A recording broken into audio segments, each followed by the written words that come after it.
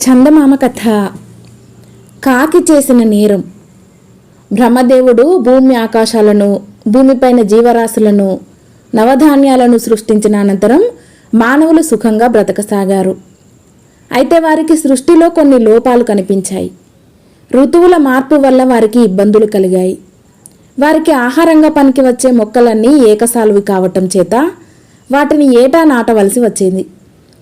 మానవులలో వ్యత్యాసాలు ఏర్పడి కొందరు ధనికులై దరిద్రులను అనగదొక్కుతున్నారు. అందుచేత మానవులు బ్రహ్మ వద్దకు రాయబారం పంపదలచి అందుకుగాను కాకిని ఎన్నుకున్నారు. వారు కాకితో, ఓ కాకి, నీవు సృష్టికర్త వద్దకు వెళ్ళి ఈ విధంగా వరాలు తీసుకురా. ఇన్ని ఋతువులు ఉండరాదు, ఎల్లప్పుడూ వసంత ఋతువే ఉండాలి. వరదలు, వానలు, వంగుళ్ళు ఉండరాదు. ఒకసారి నాటిన మొక్కలు ఎల్లప్పుడూ కాయాలి. మానవులలో ధనిక బీద వ్యత్యాసాలు ఉండరాదు, అందరూ సమంగా ఉండాలి. ఈ విధంగా బ్రహ్మ వల్ల వరం తీసుకురా అన్నారు. ఆ ప్రకారమే కాకి ఎగిరి బ్రహ్మలోకానికి వెళ్ళి బ్రహ్మ దర్శనం చేసుకుని మానవుల కోరికలు ఎరిగించింది. బ్రహ్మ అంతా విని, ఈ కోరికలు సబబుగానే ఉన్నాయి. మానవులు కోరిన వరాలు నీకిచ్చేస్తున్నాను. నీవు వాటిని తీసుకుపోయి మానవులకే అందించు. మధ్యదారిలో ఎవరికైనా ఇచ్చేసి వాటిని వ్యర్థం చెయ్యకు. అలా చేస్తే అవి మానవులకు దక్కవు అన్నాడు. సంతోషంతోనూ గర్వంతోనూ పొంగిపోతూ కాకి బ్రహ్మ వద్ద సెలవు పుచ్చుకొని భూలోకానికి బయలుదేరింది. నేను ఎంత గొప్ప పుట్టకపోతే ఇంత మహత్తరమైన పని నాపైన పడుతుంది. సృష్టిలో కలిగిన లోపాలను సరిదిద్దే అద్భుతమైన వరాలు నా వద్ద ఉన్నాయి అనుకుంటూ అది ఆయాసం తీర్చుకోవటానికి ఒక రాతిపైన వాలింది. ఏం కాకిబావా, నీ ముఖం చూస్తే ఆనందంతో పొంగిపోతున్నట్టున్నావే, ఏమిటి విశేషం అని రాయి కాకిని అడిగింది. కానీ కాకి జవాబు చెప్పలేదు. కాకి జవాబు చెప్పకపోవటం చూసి, ఏం కాకిబావా, నేను పేదదాన్ననే కదా నాతో మాట్లాడక బిగదీసుకున్నావు. నాకు ఇల్లా వాకిలా, తిండా బట్ట, వానకు తడిసి ఎండకు ఎండే నాతో నీవెందుకు మాట్లాడతావులే అని చెప్పింది రాయి. ఈ మాటలకు కాకి నొచ్చుకొని, చూడు రాయి, నేను బ్రహ్మ వద్ద నుంచి తెస్తున్న వరాలలో ఒకటి నీ కష్టాలన్నింటినీ కడతీర్చుతుంది.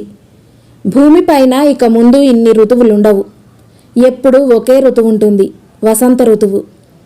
ఇక నిన్ను ఎండ వాన చలి బాధించబోవు అన్నది. బ్రహ్మ ఇచ్చిన ఆ వరం కాస్త రాతికి దక్కింది.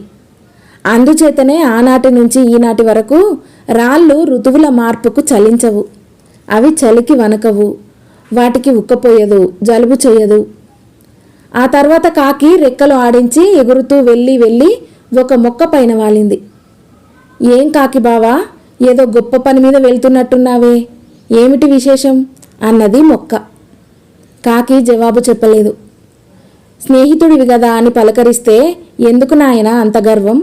ఏడాది తిరిగేసరికల్లా చచ్చిపోతానా?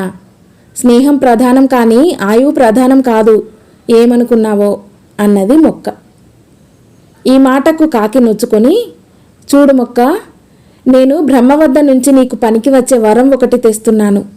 ఇక ముందు నీకు ఏకసాలు జీవితం ఉండదు. చాలా కాలం బ్రతికినన్నాళ్ళు పూస్తావు కాస్తావు అన్నది. ఆ వరం కాస్త ఆ మొక్కకు దక్కింది. అది కాలక్రమాన చెట్టయింది. ఆనాటి నుంచి ఈనాటి వరకు చెట్లు ఒకసారి నాటితే చాలా ఏళ్లపాటు జీవించి పూలు కాయలు ఇస్తున్నాయి. కాకికి ఇప్పుడు ఏం చేయాలో తోచలేదు. బ్రహ్మదేవుడిచ్చిన వరాలలో ముఖ్యమైనవి 2 పోయాయి. ఈ సంగతి చెప్పినట్టయితే మానవులు తనను బ్రతకనివ్వరు. అందుచేత మిగిలిన వరం తనకే ఉంచుకొని కాకి మానవులతో, బ్రహ్మదేవుడు వరాలు ఇవ్వలేదు, తాను చేసిన సృష్టి బాగానే ఉన్నదన్నాడు అని అబద్ధం చెప్పింది. ఈ సంగతి తెలియగానే కాకిని బ్రహ్మ క్షుద్రజీవి కమ్మని శపించాడు.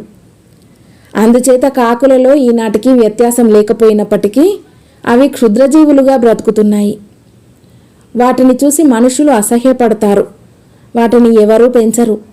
వాటిలో ఒక్క మంచి లక్షణమైనా ఉన్నట్టు ఎవరూ చెప్పుకోరు. కథ సమాప్తం.